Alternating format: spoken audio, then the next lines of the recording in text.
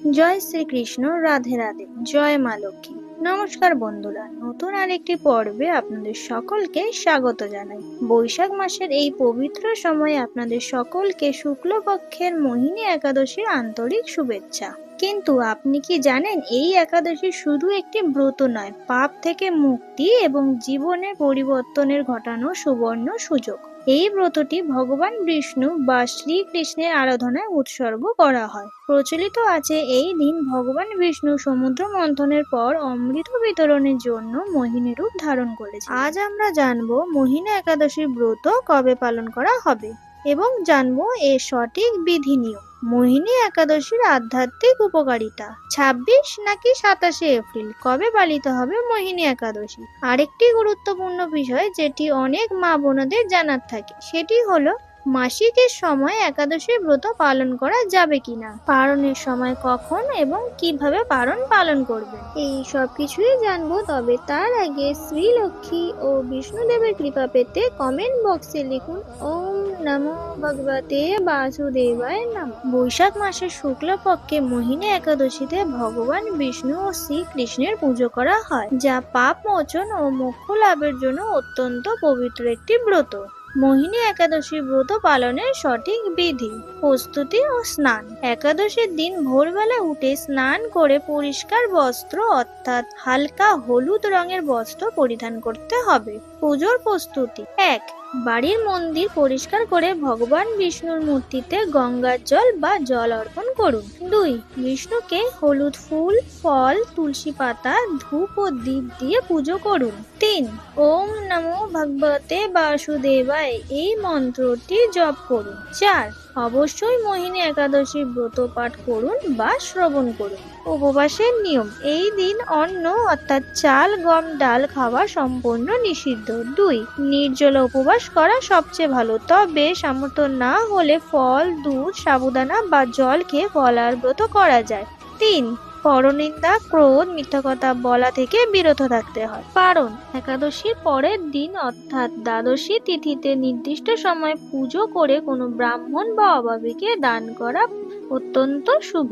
বিশেষ কাজ। এই দিন তুলসী গাছের নিচে প্রদীপ জ্বালানো অত্যন্ত শুভ বলে মনে করা হয়। বর্জনীয়। অন্ন, পেঁয়াজ, রসুন, আমিষ খাবার এবং ব্রহ্মচর্য ভঙ্গ করা নিষিদ্ধ। মোহিনী একাদশীর আধ্যাত্মিক উপকারিতা। মোহিনী একাদশী শুধু একটি ধর্মীয় আচরণ নয়, এটি একটি আত্মাশুদ্ধির প্রক্রিয়া। এই ব্রত পালনে যেসব সুফল পাওয়া যায়: মানসিক শান্তি অর্থাৎ উপবাস ও ধ্যান মনকে স্থির ও প্রশান্ত করে। কর্মক্ষেত্র। অতীতের নেতিবাচক কর্মের বোঝা হালকা করে। মোহ থেকে মুক্তি। সাংসারিক অশান্তি ও ভ্রম কমে। ইচ্ছা শক্তি বৃদ্ধি। উপবাসের অনুশীলন আত্মার নিয়ন্ত্রণ শেখায়। ঐশ্বরিক সুরক্ষা। ভগবান বিষ্ণুর কৃপায় নেতিবাচক শক্তি থেকে সুরক্ষা মেলে। আর্থিক সমৃদ্ধি। এই ব্রত পালনে পরিবারের শান্তি ও সমৃদ্ধি আনে। মোক্ষপথ।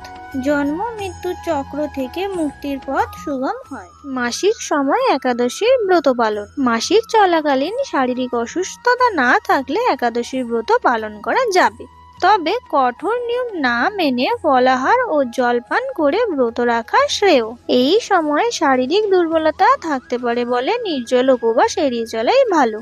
আপনি মানসিক ভক্তি ও হরিনাম জপের মাধ্যমে ব্রত পালন করতে পারেন।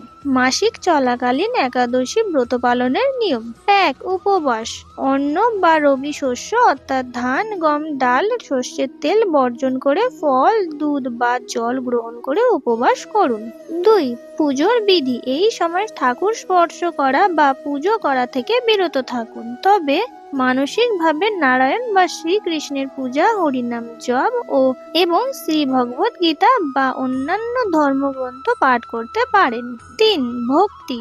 শারীরিক অসুস্থতা বেশি থাকলে শুধুমাত্র ভক্তি ও স্মরণের মাধ্যমে ব্রতের ফল পাওয়া যায়। মোহিনী একাদশীর পূর্ণাঙ্গ সময়সূচি।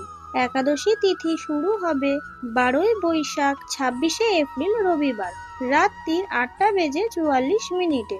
একাদশী তিথি শেষ হবে 13 বৈশাখ 27 এপ্রিল সোমবার রাত্রি 7:56 মধ্যে। একাদশী তিথি পালিত হবে 13 বৈশাখ 27 এপ্রিল সোমবার পালনের সময় 14ই বৈশাখ 28শে এপ্রিল মঙ্গলবার সকাল 9:27 মধ্যে। আজকের এই ভিডিওটি এই অবধি রাখছি, দেখা হবে পরবর্তী video. Thank you for watching in my video. Do like, share and subscribe. যদি আপনাদের কিছু বলার থাকে তাহলে কমেন্ট বক্সে কমেন্ট করে অবশ্যই জানান। সবাই ভালো থেকো এবং সুস্থ থেকো। দেখা হচ্ছে পরবর্তী ভিডিওতে। শুভরাত্রি।